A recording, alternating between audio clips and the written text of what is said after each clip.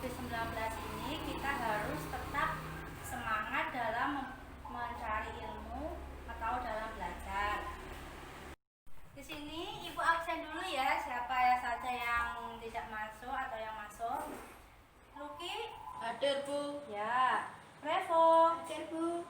Dinar? Hadir, Bu. Naisa? Hadir, Bu. Ya, bagus.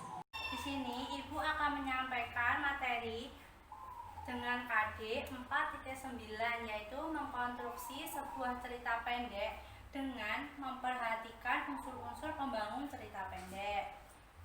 Tentunya kalian semua sudah tahu kan apa itu sih cerita pendek? Sudah, Bu. Coba Nesa.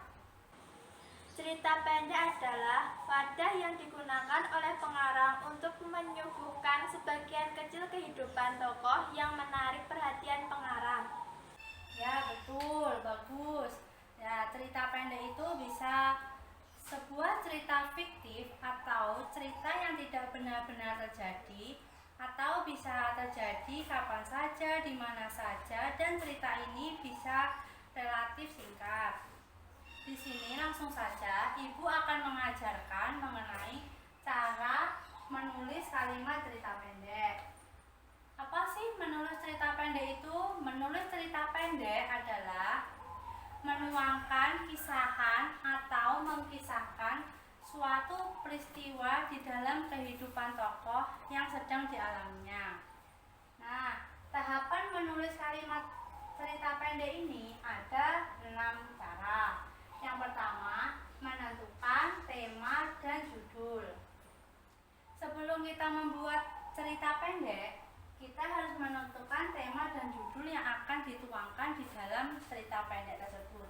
Nah, kita harus mencari tema dan judul yang menarik agar pembaca itu senang membaca karyanya kita. Contohnya seperti pengalaman pribadi, persahabatan, olahraga, dan lain-lain. Yang kedua, menentukan latar. Di sini latar dibagi menjadi 3, latar tempat, latar waktu, dan latar suasana. Yang ketiga, menentukan tokoh. Di dalam sebuah cerita pendek ini, di dalamnya harus terdapat tokoh karena tokoh tersebut bisa menghidupkan suatu cerita pendek itu. Yang keempat, menciptakan konflik. Di sini di dalam cerita pendek harus terdapat konflik karena dengan adanya konflik ini cerita pendek tersebut bisa menjadi hidup. Karena di dalam cerita pendek ini mesti terdapat adanya perkenalan, pertikaian, konflik, dan penyelesaiannya. Yang kelima, menentukan sudut pandang. Di sini kita bisa menggunakan sudut pandang orang pertama pelaku utama, itu bisa menggunakan kata aku. Aku ini sebagai diri kita sendiri. Yang kedua, menggunakan sudut pandang orang ketiga. Orang ketiga ini bisa dia, kamu. Intinya menceritakan orang lain. Kita menceritakan orang lain. Yang keenam, menentukan alur. Di sini kita bisa mengambil, di sini kan alur ada 3, alur maju, alur mundur, alur campuran. Kita bisa memilih salah satu dari ketiga alur ini. Jadi semua ini cara tahapan menulis kalimat cerita pendek. Ada yang mau ditanyakan?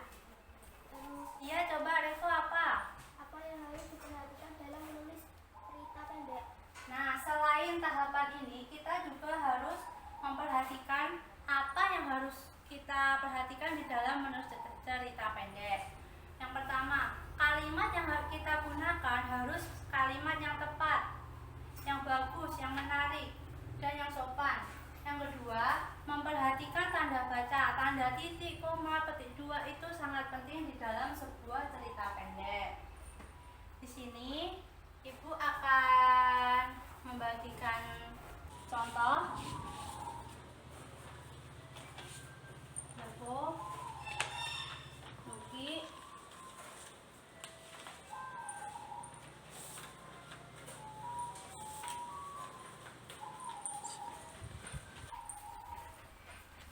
Di sini Ibu akan membacakan ya. lebaranku kali ini. Mau lebaran kali ini rasanya biasa-biasa saja. Nggak seindah masa-masa dulu karena sudah gede. Yang seru bikin dan bikin kangen. Pas ingat lebaran waktu masih kecil dulu, kalau H-3 belum punya baju baru aku nangis. Ngabuburit dari mulai ngejar layangan sampai ngadu layangan sampai lupa waktu maghrib. Pas udah maghrib dicariin ibu, Isya baru pulang dengan baju kotor. Bakar petasan sampai habis uang 30.000, belum pulang kalau enggak dijewel bapak. Panas-panasan sama kampung tetangga. Bakar karbit yang pakai lodong bambu, nggak berhenti sebelum lodong bambunya pecah. Terus sudah dibeliin, dipamer-pamerin sama teman-teman, terus dipakai sampai hari H. 3 hari aku pakai nggak ganti-ganti, kebayang tuh baunya hehehe. Untuk dibelinya 2 setel, pas hari H disuruh ganti sama mama. Di sini ibu akan menerangkan mengenai mana sih yang dimaksud dengan menentukan judul dan seterusnya. Di sini kan lebaran kali ini merupakan judul, tema yang diambil mengenai pengalaman pribadi. Lebaranku berarti kan aku. Yang kedua menentukan latar. Di sini latar waktu pada bulan puasa. Di sini kan ada gak seindah masa-masa dulu karena sudah gede, yang seru dan bikin kangen pas ingat lebaran waktu masih kecil dulu. Latar suasananya sedih. Di sini kan mengingat masa lalu, bahwa lebaran tahun lalu itu lebih menyenangkan dibanding tahun ini. Latar tempatnya di rumah. Yang ketiga menentukan tokoh. Di sini tokoh menggunakan aku, dirinya sendiri yang diceritakan di dalam cerita pendek tersebut. Yang keempat menciptakan konflik. Konflik di sini bahwa aku di sini mengenai masa-masa tahun lalu di saat mau lebaran yang dirasa saat ini sangatlah berbeda dengan tahun lalu, karena dia membayangkan betapa indahnya lebaran tahun lalu dibanding lebaran tahun ini. Yang kelima menentukan sudut pandang. Di sini menggunakan sudut pandang orang pertama pelaku utama, karena di sini menceritakan aku. Aku ini ya pribadi dari ini yang membuat sebuah cerita pendek. 6. Menentukan alur. Alur yang digunakan di dalam contoh cerita pendek ini menggunakan alur campuran. Yang awalnya menggunakan alur maju, terus di dalam cerita pendek ini mengalami flashback. Flashback itu kayak mengingat masa lalu dibandingkan dengan masa yang sekarang. Di sini ibu akan memberikan waktu, tapi sudah paham kan bagaimana caranya menulis kalimat cerita pendek? Ibu kasih waktu ya untuk menulis kalimat cerita pendek yang sederhana saja. Nanti kalau sudah, tolong dibacakan ke depan ya. Kalau ada yang kurang paham, nanti ditanyakan lagi sama ibu apa yang belum dipahami. Semisal nanti yang udah ada yang selesai duluan, nanti angkat tangan ya, tolong maju ke depan, nanti ibu nilai.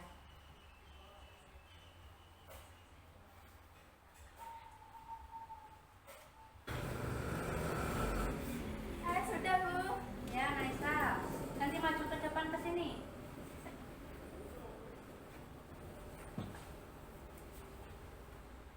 Berlibur ke pantai. Pada hari Sabtu, yakni tepatnya pada pukul 8.30 pagi, saya dan keluarga berlibur ke pantai.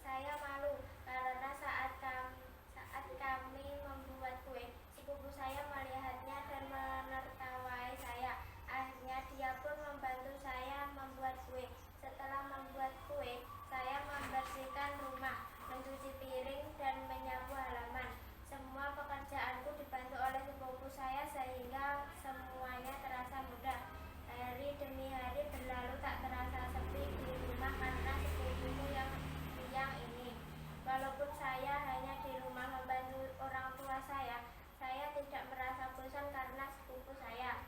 Itulah liburanku. Sudah, Bu. Ya, terima kasih. Sudah bagus ya. Oke, yang terakhir, Luki. Sudah kan? Sudah, Bu.